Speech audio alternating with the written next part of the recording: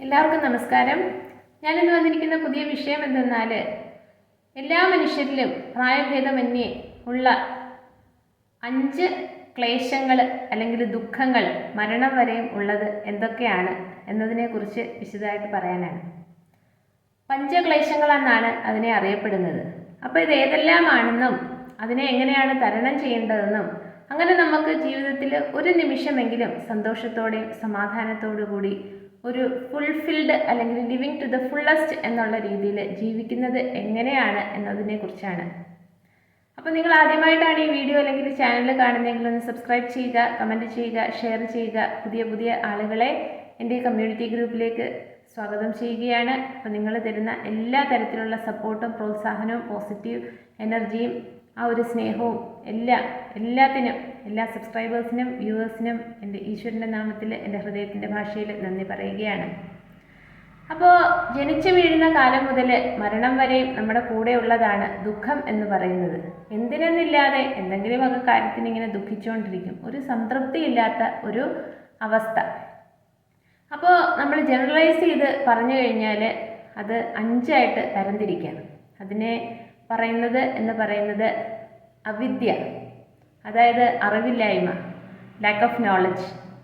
പിന്നുള്ളത് അസ്മിത, അതായത് നമുക്ക് സുപരിചിതമായി അറിയാവുന്ന ഈഗോ മൈൻഡ് സെറ്റ്. പിന്നെയുള്ളത് രാഗ, അതായത് attachments.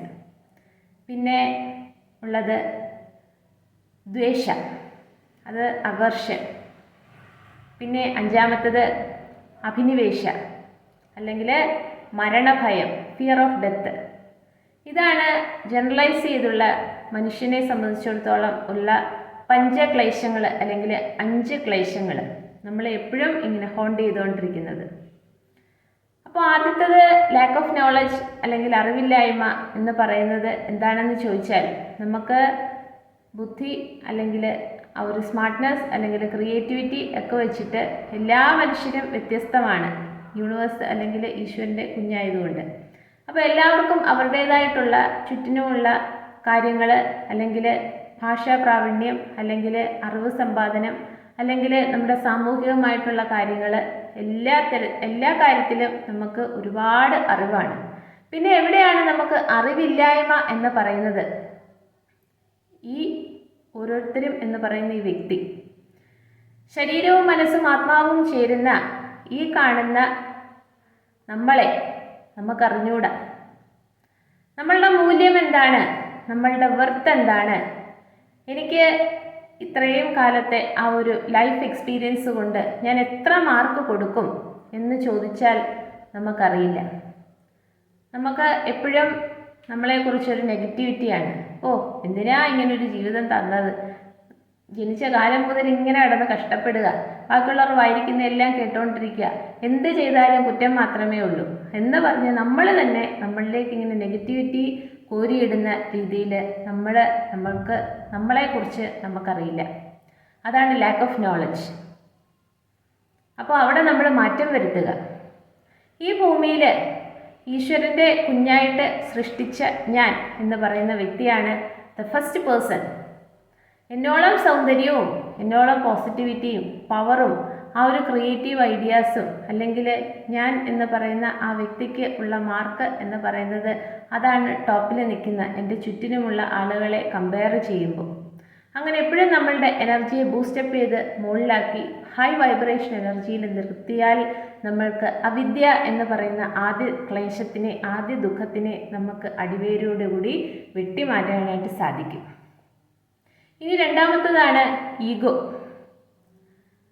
Let I be go അല്ലെങ്കിൽ ഇ ബി ഗോ എന്നൊക്കെ പണ്ഡിതന്മാർ പറഞ്ഞിട്ടുള്ള ഈഗോ മൈൻഡ് സെറ്റ്. അതിനെക്കുറിച്ച് ഞാൻ വിശദമായിട്ട് ഒരു വീഡിയോ ചെയ്തിട്ടുണ്ട്. അപ്പോൾ നമ്മളുടെ ആ ഒരു തോട്ട് പ്രോസസ്സിങ് അല്ലെങ്കിൽ കടന്നുപോയ സാഹചര്യങ്ങൾ അല്ലെങ്കിൽ ആ ഒരു ബിഹേവിയറൽ പാറ്റേണിസം അല്ലെങ്കിൽ നമ്മളുടെ മറ്റുള്ളവർ തന്ന അനുഭവം, അങ്ങനെ നമ്മളുടെ ചുറ്റിനുമുള്ള ആളുകളുടെ ആ ഒരു നമ്മളിലുള്ള ആ ഒരു ഇമ്പാക്റ്റ്, ഇതെല്ലാം കൂടെ ചേർന്ന് നമ്മൾ കോക്രിയേറ്റ് ചെയ്ത് വെച്ചിരിക്കുന്ന നമ്മുടെ ഉള്ളിലുള്ള ഒരു ഫൗണ്ടേഷൻ അല്ലെങ്കിൽ ഒരു ബിൽഡിംഗ് പോലെ വെച്ചിരിക്കുന്ന ഒന്നാണ് ഈഗോ മൈൻഡ് സെറ്റ്. അപ്പോൾ അതിനെ മാറ്റുക, നമ്മളുടെ ഹയർ സെൽഫിലേക്ക് കണക്ട് ചെയ്യുക. ഈ നമ്മൾ ഈഗോ എന്ന് പറഞ്ഞ് ഈ മെനഞ്ഞുകൂട്ടി അല്ലെങ്കിൽ കെട്ടിപ്പടുത്ത് വെച്ചിരിക്കുന്നത് ഒന്നുമല്ലെന്ന് മനസ്സിലാക്കിക്കൊണ്ട് നമ്മളുടെ ഹയർ സെൽഫിലേക്ക് കണക്ട് ചെയ്തുകൊണ്ട് ഡിവൈൻ ഫോഴ്സസുമായിട്ട് കണക്റ്റഡ് ആയിക്കൊണ്ട് നിൽക്കുമ്പോൾ ആ ഒരു ദുഃഖം എന്ന് പറയുന്നതിനെയും നമുക്ക് മാറ്റാനായിട്ട് സാധിക്കും. ഇനി മൂന്നാമത്തെ ഒന്നാണ് അറ്റാച്ച്മെൻറ്റ്. അതിൻ്റെ കൂടെ നിൽക്കുന്നതാണ് അവേർഷൻ. ഇത് രണ്ടും ഒരു നാണയത്തിൻ്റെ രണ്ട് വശങ്ങളാണ്. അറ്റാച്ച്മെൻറ്റ് എന്ന് പറഞ്ഞാൽ എന്തെന്നില്ലാത്ത രീതിയിൽ നമുക്ക് എന്തിനോടോ അമിതമായുള്ള സ്നേഹം, പ്രേമം, കാമം അതെല്ലാം വരുന്നതാണ് അറ്റാച്ച്മെൻറ്റ്. അത് ഓരോ ബന്ധങ്ങളുടെ പേരിൽ അതിന് വ്യത്യസ്തമായൊരു മുഖമുണ്ടെന്ന് മാത്രമേ ഉള്ളൂ. അപ്പോൾ നമുക്ക് ഏറ്റവും ഇഷ്ടപ്പെട്ട ആൾ എത്ര നമ്മളോട് അടുത്ത് നിൽക്കുന്നോ അല്ലെങ്കിൽ അടുത്ത് പിടിച്ച് നിർത്തുമ്പോൾ അല്ലെങ്കിൽ നമ്മളെ മറ്റുള്ളവർക്ക് അറ്റാച്ച്ഡായി നിൽക്കുമ്പോൾ കുറച്ച് സമയം കഴിയുമ്പോൾ അതിനെ നമുക്ക് നമ്മളിൽ നിന്ന് എടുത്തു മാറ്റാൻ അല്ലെങ്കിൽ അവരിൽ നിന്ന് അകന്നു നിൽക്കാൻ ഉള്ളൊരു പ്രവണത നമുക്ക് തോന്നും. ഒരു പട്ടിക്കുട്ടിയെ അല്ലെങ്കിൽ ഒരു മൃഗത്തിനെ നമ്മൾ വളർത്തുമ്പോൾ അവരെ നമ്മൾ കൂടുതൽ സ്നേഹിക്കുമ്പോൾ അവർ നമ്മളുടെ അടുത്ത് വരും, നമ്മളുടെ അടുത്തുനിന്ന് വിട്ടുപോരാതെ വയ്ക്കും, ദേഹമൊക്കെ നക്കിത്തുടയ്ക്കും, പിന്നെ നമ്മുടെ കാലിൻ്റെ ഇടയ്ക്ക് ഒക്കെ വന്ന് കളിക്കും. അങ്ങനെ കുറച്ച് നേരം കഴിയുമ്പോൾ നമുക്ക് ഭയങ്കര ഇറിറ്റേഷനായിട്ട് പൊക്കോണം, ദൂരെ പൊക്കോണം എന്ന് പറഞ്ഞ് എവിടെയെങ്കിലും കൊണ്ടുപോയി കിട്ടിയിടും.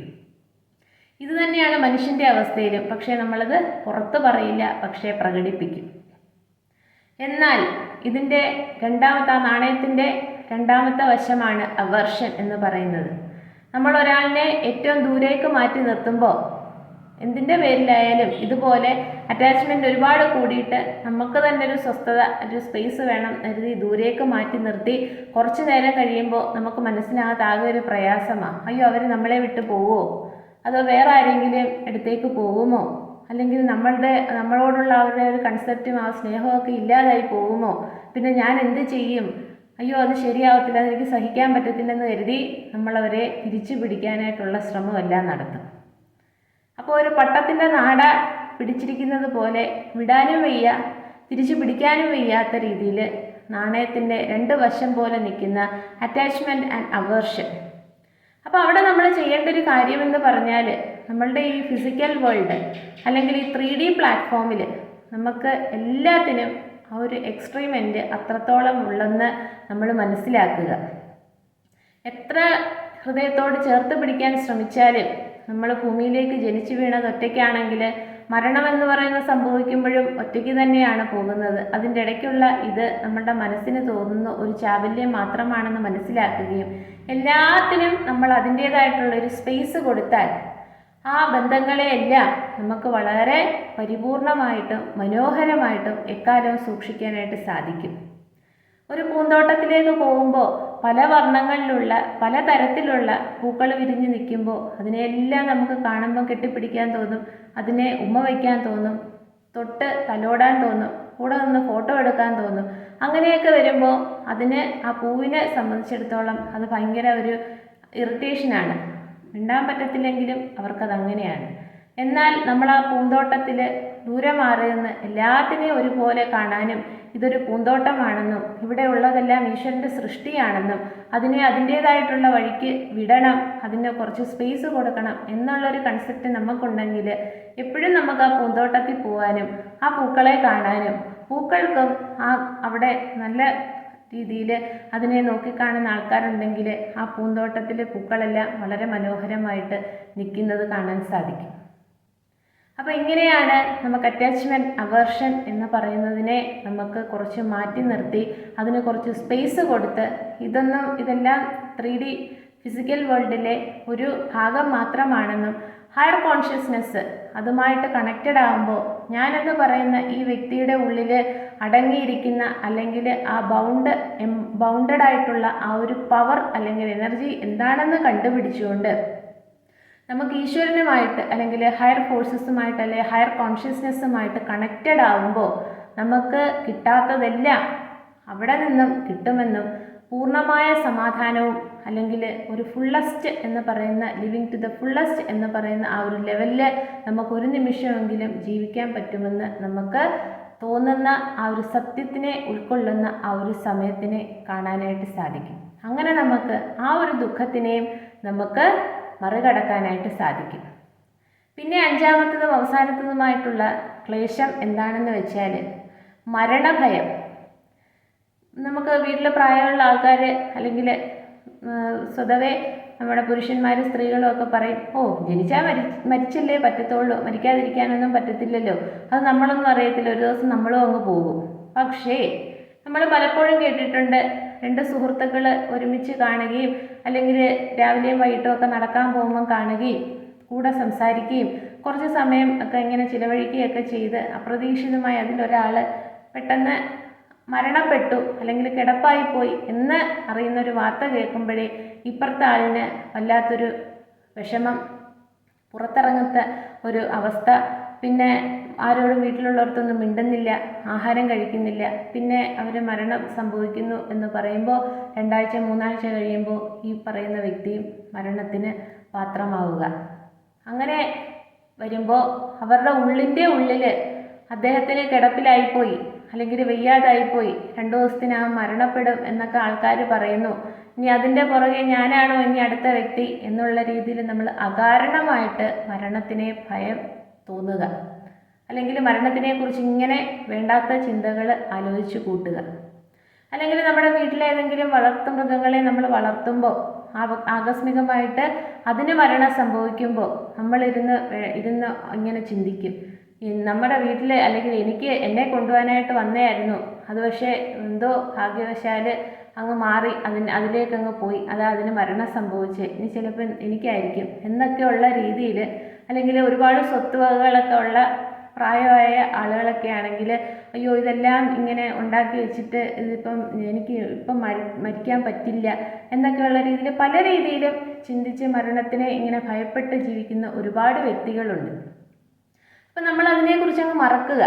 നമുക്ക് ഭൂമിയിലൊരു ജന്മം തന്നത് ഈശ്വരനാണെങ്കിൽ നമുക്ക് ഈ ഭൂമിയിൽ ഒരുപാട് കാര്യങ്ങൾ ചെയ്യാനുണ്ട്. അത് ചെയ്തു തീരുന്ന ആ ഒരു നിമിഷം നമ്മളുടെ ജോലി ഇവിടെ തീരുമ്പോൾ നമ്മൾ പോലും അറിയാതെ മരണം അത് ഒരു നല്ല കാര്യമായിട്ട് നമ്മളെ അങ്ങ് കൊണ്ടുപോകും. അപ്പോൾ അതുവരെയും നമുക്ക് ഈ ഭൂമിയിൽ ഓരോ നിമിഷവും ജീവിക്കാനും എല്ലാ സൗഭാഗ്യങ്ങളും അനുഭവിക്കാനും ഒക്കെ നമുക്ക് ആ ഒരു ആ ഒരു ജീവിതം കിട്ടിയതിന് ഈശ്വരനോട് ഗ്രാറ്റിറ്റ്യൂഡ് അറിയിക്കുക. എപ്പോഴും നമ്മൾ ഗ്രാറ്റിറ്റ്യൂഡ് അറിയിക്കുക. ഈശ്വര എല്ലാത്തിനും കോടാനുകോടി പ്രണാമം. അങ്ങനെ നമ്മൾ ഗ്രാറ്റിറ്റ്യൂഡ് അറിയിക്കുമ്പോൾ ഈശ്വരനിലേക്ക് നമ്മളങ്ങ് സറണ്ടർ ആവുകയാണ് ചെയ്യുക. അപ്പോൾ നമ്മളുടെ ഈ ക്ലേശങ്ങളും ദുഃഖങ്ങളും എല്ലാം അങ്ങ് മാറിയിട്ട് ആ ഈശ്വരൻ്റെ ആ പാതാര ബിന്ദങ്ങളിലേക്ക് നമ്മൾ സോൾ ലെവലിൽ ചെന്നങ്ങ് അലിഞ്ഞു ചേരുമ്പോൾ പിന്നെ നമ്മൾ മരണത്തിനെക്കുറിച്ച് ഭയപ്പെടേണ്ട കാര്യമില്ല, അങ്ങനെ ഭയപ്പെടില്ല.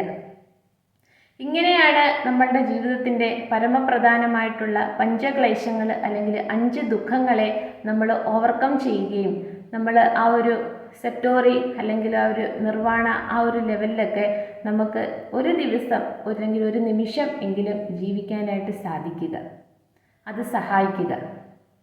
അപ്പോൾ ഈ അറിവ് മറ്റുള്ളവർക്ക് കൂടി ഒന്ന് പറഞ്ഞു കൊടുക്കുക, പകർന്നു കൊടുക്കുക. കൂടുതൽ ആൾക്കാർ എൻ്റെ ചാനൽ ഒന്ന് സബ്സ്ക്രൈബ് ചെയ്യുക. എല്ലാവർക്കും ഒരിക്കൽ കൂടി നന്ദി.